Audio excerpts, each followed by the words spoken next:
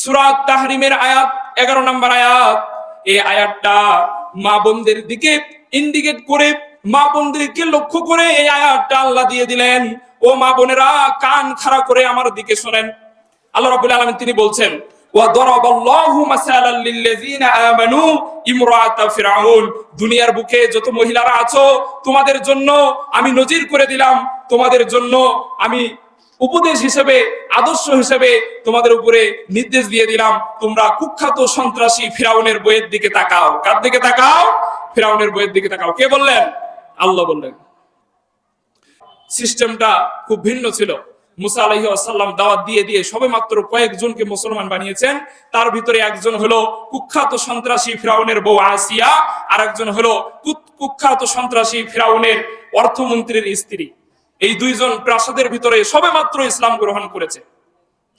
তাফসীর ইবনে কাসিরের বর্ণনায় ফিরআউনের কানে কানাফুসা হতে হতে ফিরআউনের কানে চলে গেল যে আসিয়াও ইসলাম গ্রহণ করেছে, এমনকি তার অর্থমন্ত্রীর বউ সেও ইসলাম গ্রহণ করেছে। ফিরআউন কি শুনে খুশি হবে না রাগ হবে বলেন তো? এমন সেমন রাগ নয়, রাগান্বিত হয়ে বলে, ও আমার প্রহরীরা, কে কোথায় আছো?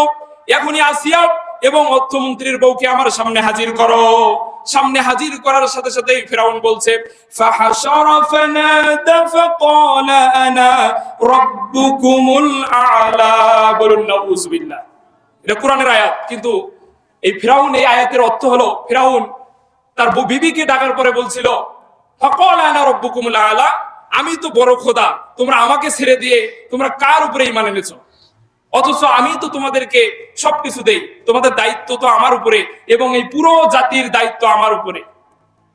যখনই মানুষ নিজেকে ক্ষমতা পেয়ে আল্লাহর সমকক্ষ মনে করবে, তখনই তাকে লাথি মেরে নীলনদের মতো সমুদ্রে ফেলে দেবে কে? আল্লাহ। ফিরআউন আবার বলছে, ও অর্থমন্ত্রীর বউ, তোমাকে অনেক ভালো মনে করেছিলাম, তোমাকে তোমার অনেক নাম শুনেছি, তুমি অনেক ভালো, তুমি আমার কথা মেনে নাও, আমাকে আনা রব্বুকুমুল আ'লা হিসেবে কবুল করে নাও। শুধু একবার আমাকে খোদা বলো আর আমার পায়ে সেজদা দাও, তাহলে তোমাকে ছেড়ে দেব এবং তোমার কোলে যে ফুটফুটে সন্তান আছে এটাকেও ছেড়ে দেব।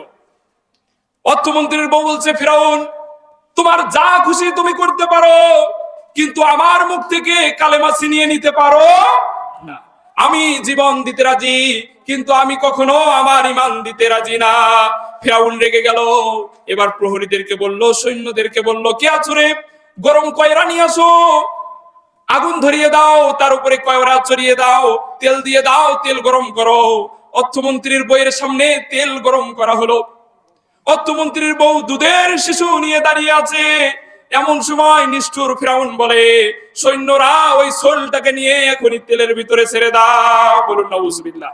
ফিরআউনের হুকুম পাওয়ার সাথে সাথে সৈন্যরা গিয়ে অর্থমন্ত্রীর বইয়ের কোল থেকে ছোট্ট শিশুকে টান দিয়ে নিয়ে গরম তেলের ভিতরে ছেড়ে দিল। বলুন নাউযুবিল্লাহ।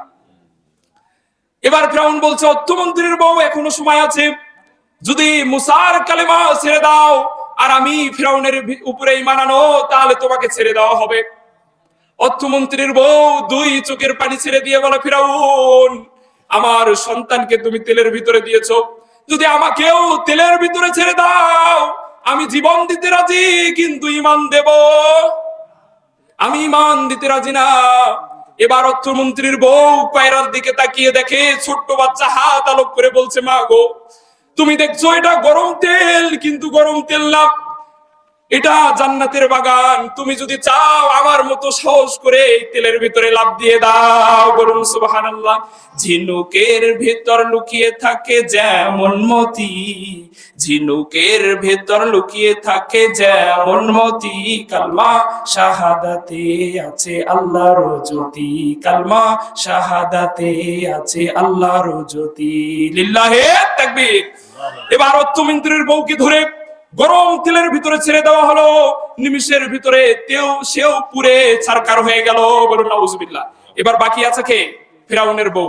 এবার আসিয়াকে ডাক দিয়ে বলে, আসিয়া, তাফসীর ইবনে কাসিরের বর্ণনা, আসিয়া, তুমি আমার স্ত্রী, তোমার সাথে কত সুন্দর অন্তরঙ্গ সম্পর্ক আমাদের। আসিয়া রে, অন্তত তুই আমাকে খোদা হিসেবে মেনে নে। আনা রব্বুকুমুল আ'লা। আসিয়া, তুই তো জানিস আমি বড় খোদা। বলুন নাউযুবিল্লাহ।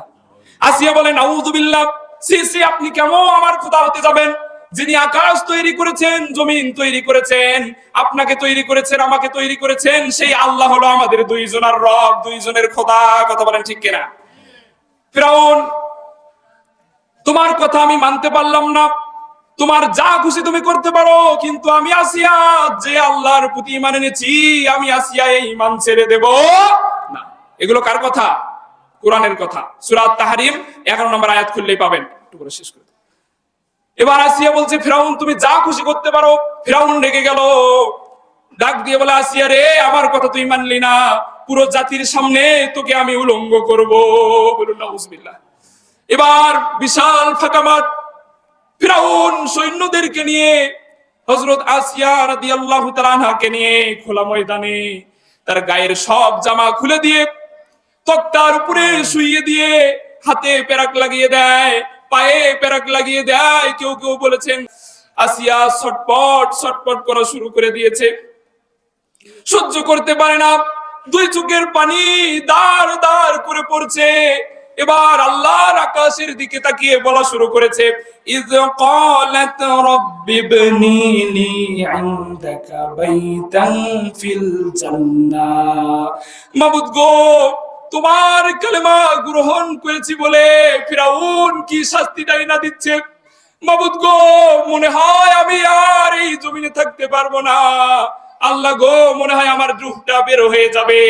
মাবুদ গো, এমন কিছুর ব্যবস্থা করেন, এমন কিছু আমার চোখের সামনে তুলে ধরেন যা দেখলে আমার ভালো লাগে।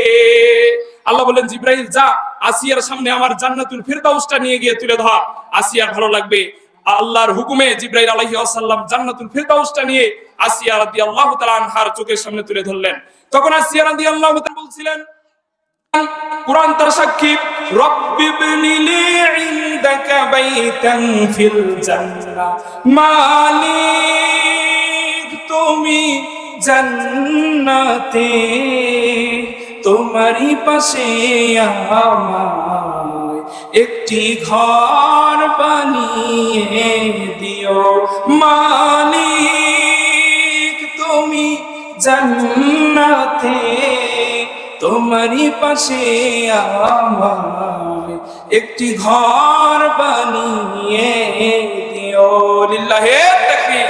এই গজলটা এই আয়াত থেকে কোট করে নেওয়া, বুঝতে পারলেন?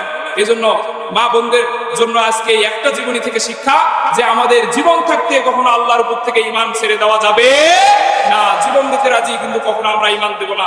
আল্লাহ সুবহানাহু ওয়া তাআলা আমাদেরকে সূরা তাহরিম থেকে 11 নম্বর আয়াত থেকে যেটুকু শুনালেন, বুঝালেন, শুনে যে আমল করার তৌফিক দান করুন। সকলে বলে আল্লাহুম্মা আমিন। সুবহানাকা আল্লাহুম্মা বিহামদিকা আশহাদু আল্লা ইলাহা ইল্লা আনতা আস্তাগফিরুকা ওয়া আতুবু ইলাইক। আমার আরেকটি প্রোগ্রাম আছে, আমি নাসিম বিন জিন্নাহ, আপনারা সবাই আমাকে চেনেন। নেটে সার্চ দিলে